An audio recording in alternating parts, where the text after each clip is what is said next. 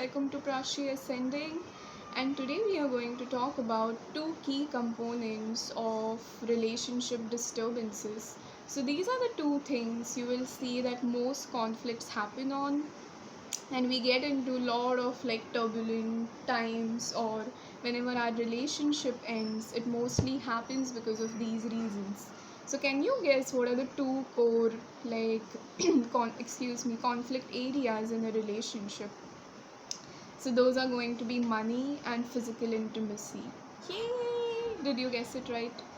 So when we are talking about unconditional love, like a very pure sort of love, a love where like all of our needs are dissolved, where we experience oneness.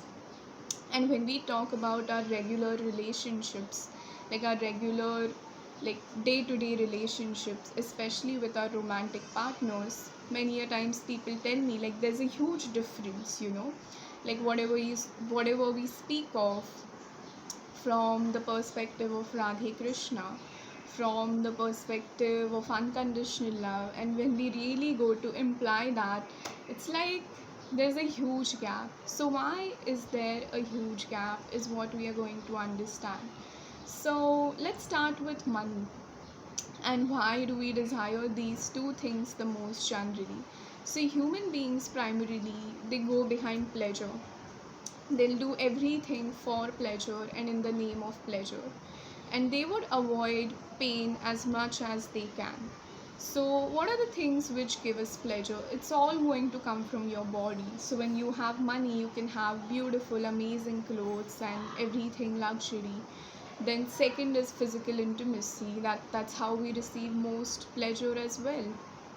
And because we have access to these two things completely in romantic relationships, what tends to happen is we project our expectations completely on the other person, and knowingly and unknowingly we want them to fulfill all those expectations, and in the same way we feel burdened that we should fulfill these expectations from them.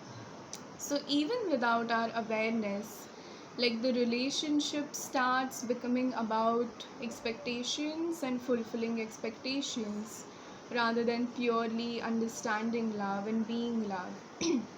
The second thing that I have also seen is you start enjoying the company of the person so much that you're not able to do things on your own. Like before getting into a relationship, you're able to have like coffee alone, you are able to cook alone, or you are able to like do anything that makes you happy.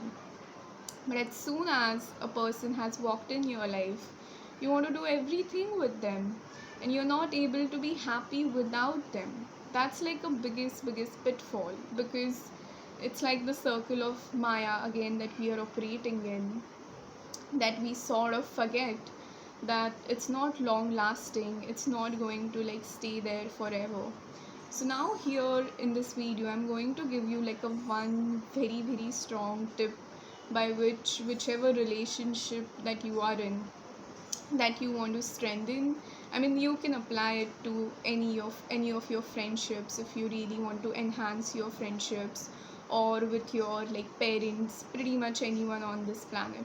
So this remedy or this tip is going to help you become more connected with the person on a spiritual level, and it will take away extremely body based pleasures and attachment as the core agenda of the relationship. So the tip for this is pick up any day of the month, and what you have to do on that day of the month is you have to observe a fast. So what you could do is you could do it only on water, or you could only have juice, do it like a detox. You also need to keep, like you also need to observe silence, like you cannot speak at all on that day. Along with that, start meditating with that person on the day, like as much as you can, as many hours as you can meditate with that person. And you have to do it for 4 months, because there are four like primary aspects in our body which are connected to these needs. So when you meditate with your partner for 4 months like this, on one day where you observe a fast, where you're not talking, you're going to understand that you have connected with the person on a very, very deep level, and you really don't require more concrete communication. Your communication in general has become very smooth, and both of you have started experiencing a lot of peace in the relationship.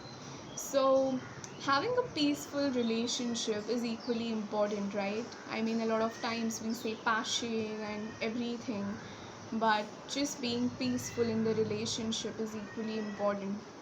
So try this out, let me know how it works for you, and let me know if there have been conflicts in your relationship surrounding areas of money and physical intimacy, and what did you do to overcome it. Till then, Radhe Radhe, bye.